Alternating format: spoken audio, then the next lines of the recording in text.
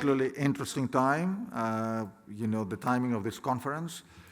We have a packed agenda, and I look forward to a great day. I'd like to thank all of you for being here. I'd like to thank our sponsors, and of course, in particular, DNB for being our partner for this event and for sharing the heavy lift.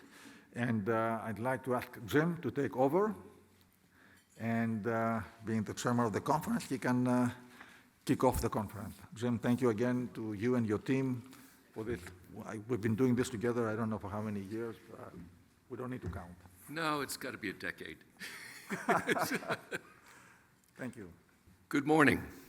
Thank you for coming and welcome to the 17th Annual New York Capital Inc. Maritime Forum. I want to thank Nicolas Bornozis and his team. I want to thank my colleagues at DNB Carnegie now, and I want to thank the maritime industry leaders for helping us put this conference and agenda together. So first of all, October 14th, many moons ago when we circled that on the calendar, it didn't feel like the perfect date. It's right after a semi-US holiday, even though we know that it was a Norwegian Viking that discovered America anyway. It's in quiet period for a lot of companies, including some of the companies that are here today, so we've got to be careful about what we ask of them. But the world has a funny way of reshuffling priorities, and so on Friday, President Trump reminded us that we probably have to think about the risk of a trade war with China. And today, being October 14th, is the day that the US ports start to put additional fees on Chinese ships. And I'm pretty certain that Chinese ports are putting fees on US ships today. And then we have another interesting vote on the 17th. So all of a sudden, the world has a funny way of reshuffling priorities, and all of a sudden this turned out to be a great day to have a conference.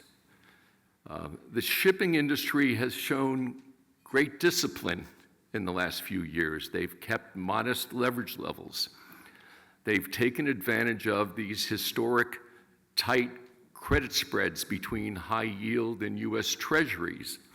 They've bought back shares. I wish that the US government, Japanese government, French government would use a fraction of that restraint and discipline. And just to throw out a number, over the next 4 quarters, the US Treasury will have over $8 trillion of treasuries that mature, but their issuance will far exceed that, because we continue to run a deficit. So the staggering numbers of debt in the world make segments like shipping look very disciplined.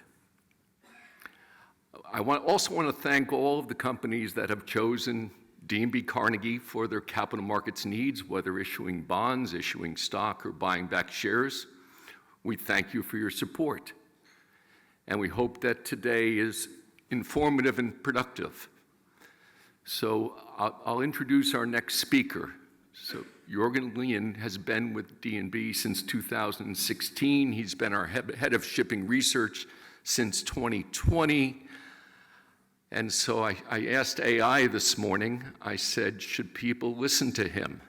And so AI told me that he was correct on 77% of his recommendations in the last 12 months, and the average return was 46%, which puts him in the top 7% of more than 1,000 Wall Street analysts. So I think you should listen to him.